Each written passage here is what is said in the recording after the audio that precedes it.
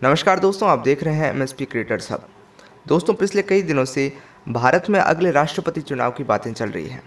राष्ट्रपति चुनाव कैसे होता है और देश का राष्ट्रपति कैसे चुना जाता है। भारत के राष्ट्रपति के चुनाव में भारत की आम जनता वोटिंग नहीं कर सकती। ऐसी कई सारी बातें आज की इस वीडियो के अंदर हम जानने वाले हैं। लेकिन उससे पहले अगर आपने अभी तक हमारे चैनल को सब्सक्राइब नहीं किया है तो अभी सब्सक्राइब कर लीजिए, क्योंकि ऐसी वीडियोस हम आपके लिए लाते रहते हैं। तो आइए दोस्तों, अब जानते हैं देश के महामहिम को चुनने की प्रक्रिया। राष्ट्रपति का निर्वाचन इलेक्टोरल कॉलेज के द्वारा किया जाता है। इन इलेक्टोरल कॉलेज निर्वाचक मंडल के सदस्य होते हैं। लोकसभा और राज्यसभा के निर्वाचित सदस्य और इसके अलावा सभी विधानसभाओं के निर्वाचित सदस्य। विधान परिषद के सदस्य इसके सदस्य नहीं होते। लोकसभा और राज्यसभा के नामांकित सदस्य भी इसके सदस्य नहीं होते, लेकिन इन सभी के मतों का मूल्य अलग अलग होता है। लोकसभा और राज्यसभा के मत का मूल्य एक होता है, विधानसभा के सदस्यों का अलग होता है। यह राज्य की जनसंख्या के आधार पर तय किया जाता है। टाई होने के बारे में विधानसभा वाले ने संकल्पना नहीं की थी, इसलिए इसके बारे में जिक्र नहीं है। तो यदि राष्ट्रपति का चुनाव टाई हो जाता है तो ऐसे में क्या करना है, ये संविधान में कहीं नहीं लिखा और ऐसा अभी तक तो हुआ नहीं है। राष्ट्रपति और उपराष्ट्रपति चुनाव को लेकर जो 1952 का कानून है उसमें भी टाई का कहीं भी जिक्र नहीं है। राष्ट्रपति का कार्यकाल खत्म होने के बाद उनका राजनीतिक जीवन खत्म हो जाता है या नहीं, अब ये जानते हैं। संविधान में स्पष्ट प्रावधान है कि राष्ट्रपति कार्यकाल समाप्त होने के बाद दोबारा राष्ट्रपति पद पर चुनाव लड़ा जा सकता है। राजनीतिक जीवन समाप्त होने का कोई सवाल ही नहीं उठता।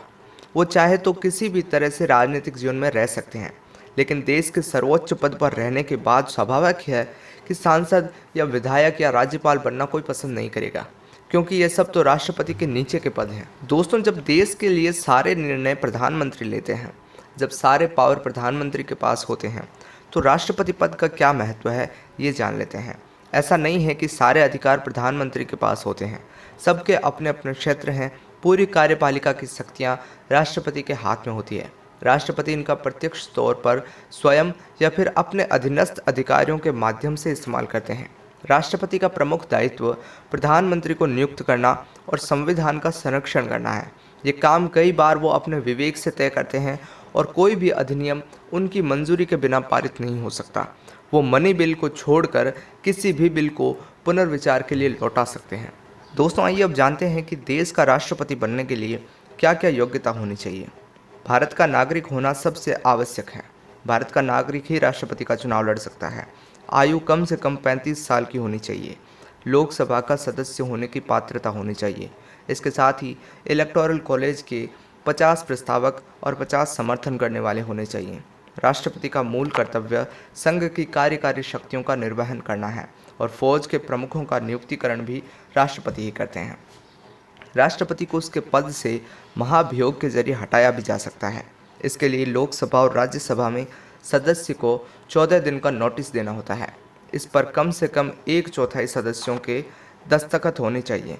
फिर सदन उस पर विचार करता है। अगर 2/3 सदस्य उसे मान लें तो फिर वो दूसरे सदन में जाएगा। दूसरा सदन उसकी जांच करेगा और उसके बाद 2/3 समर्थन से वो भी पास कर देता है, तो फिर राष्ट्रपति को पद से हटा हुआ माना जाएगा। दोस्तों, देश के राष्ट्रपति चुनाव को लड़ने के लिए 2 से ज़्यादा उम्मीदवार भी हो सकते हैं। बस शर्त यह है कि 50 प्रस्तावक और 50 समर्थन करने वाले होने चाहिए। समाधान का अधिकार का उपयोग राष्ट्रपति मंत्रिपरिषद की सलाह के द्वारा ही करता है, लेकिन मंत्रिपरिषद ने राष्ट्रपति को क्या सलाह दी है ये अदालत में भी नहीं पूछा जा सकता। सिंगल ट्रांसफॉर्मेबल वोटिंग भी एक चीज़ होती है। इसमें प्रावधान यह है कि राष्ट्रपति के चुनाव में आनुपातिक प्रतिनिधित्व सिंगल ट्रांसफॉर्मेबल वोट होगा। संविधान के निर्माण के समय ये बिना किसी मीटिंग के ही पास कर दिया गया था, लेकिन सवाल उठता है कि एक से ज़्यादा सीटों पर अगर चुनाव हो रहा है तो आनुपातिक प्रतिनिधित्व की बात होती है। एक पद के लिए क्या करेंगे? नीलम संजीव रेड्डी अकेले राष्ट्रपति हुए हैं जो निर्विरोध चुनाव लड़े थे, और डॉक्टर राजेंद्र प्रसाद अकेले राष्ट्रपति थे जो 2 बार चुने गए थे। अब जानते हैं देश के अभी के वर्तमान महामहिम राष्ट्रपति रामनाथ कोविंद के बारे में थोड़ा जानकारी। रामनाथ कोविंद ने 25 जुलाई 2017 को भारत के 14वें राष्ट्रपति के रूप में शपथ ग्रहण की थी। रामनाथ कोविंद उच्चतम न्यायालय में अधिवक्ता रहे हैं और देश का सर्वोच्च संवैधानिक पद ग्रहण करने से पूर्व वो बिहार के राज्यपाल थे। उन्हें उच्चतम न्यायालय से लेकर संसद तक के विविध क्षेत्रों में काम करने का अनुभव है। रामनाथ कोविंद का जन्म 1 अक्टूबर 1945 को उत्तर प्रदेश के कानपुर जिले के परौख गांव में हुआ था। उनकी स्कूली शिक्षा और उच्चतर शिक्षा भी कानपुर में ही हुई थी। उन्होंने पहले कॉमर्स ग्रेजुएट की परीक्षा उत्तीर्ण की और फिर कानपुर विश्वविद्यालय से कानून की डिग्री हासिल की। वो 1977 से 1979 तक दिल्ली उच्च न्यायालय में केंद्र सरकार के अधिवक्ता रहे। 1978 में वे भारत के उच्चतम न्यायालय में एडवोकेट ऑन रिकॉर्ड बने। वो 1980 से 1993 तक उच्चतम न्यायालय में केंद्र सरकार के स्थायी अधिवक्ता रहे। रामनाथ कोविंद अप्रैल 1994 में उत्तर प्रदेश से संसद के उच्चतर सदन राज्यसभा के सदस्य निर्वाचित हुए। मार्च 2006 तक 6 वर्ष के लगातार 2 कार्यकालों के लिए वे राज्यसभा के सदस्य रहे। 8 अगस्त 2015 को उन्होंने बिहार के राज्यपाल का पदभार संभाला। इसके बाद वो देश के 14वें राष्ट्रपति बने। तो दोस्तों, ये है हमारे भारत देश के महामहिम राष्ट्रपति को चुने जाने की सारी प्रक्रिया। वीडियो आपको अच्छी लगी होगी और थोड़ी सी जानकारी भी मिली होगी। वीडियो पसंद आई हो तो इसको लाइक कीजिएगा, औरों के साथ शेयर ज़रूर कीजिएगा और हमें कमेंट के अंदर ये बताइए कि कौन कौन से टाइप की वीडियोस हमें बनाने चाहिए। आपका जो कमेंट है वो बहुत ही ज़रूरी है। और ऐसे वीडियोस देखते रहने के लिए MSP क्रिएटर्स हब को अभी सब्सक्राइब कीजिए।